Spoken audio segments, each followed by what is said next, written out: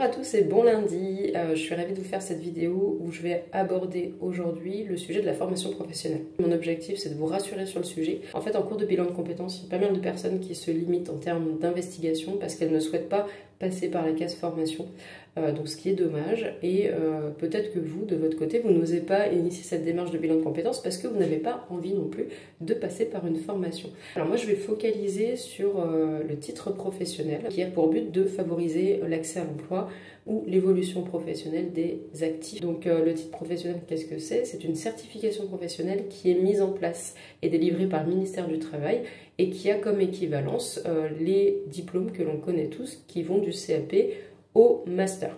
C'est accessible alors en formation continue. Ça peut être en alternance, donc soit en contrat d'apprentissage, soit en contrat de professionnalisation. Ou alors ça peut être aussi par le biais de la validation des acquis de l'expérience, donc d'une VAE. Le titre pro est vraiment ouvert à tout le monde, hein, que ce soit les demandeurs d'emploi, les salariés, les jeunes, les moins jeunes.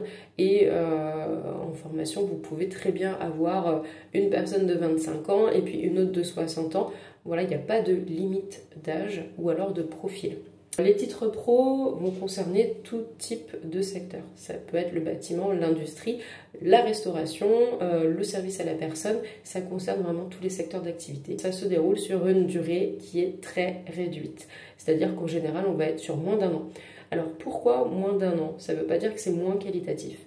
Mais c'est surtout qu'on va se concentrer sur l'opérationnel, la pratique, et ça fait toute la différence. C'est vrai que quand on est en reconversion, on n'a pas envie de se retrouver avec un groupe qui n'est pas forcément motivé par l'apprentissage.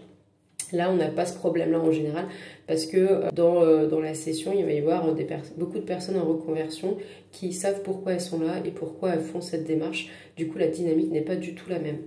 Donc si vous allez par exemple sur le site du Greffe Bretagne, vous allez voir que sur Lorient, il y a 149 offres qui sont financées par la région et donc qui dépendent du Calife Emploi Bretagne. Je vais un peu m'attarder là-dessus, mais si c'est pris en charge par la région, ça veut dire qu'il y a un réel besoin sur le bassin en termes de compétences. Donc ça répond à la crainte qu'ont certains de se dire mais j'ai pas envie de rentrer dans une formation pour me rendre compte que derrière il n'y a pas de débouchés, il n'y a pas de boulot, etc. Donc ça c'est une crainte qui est légitime et normale.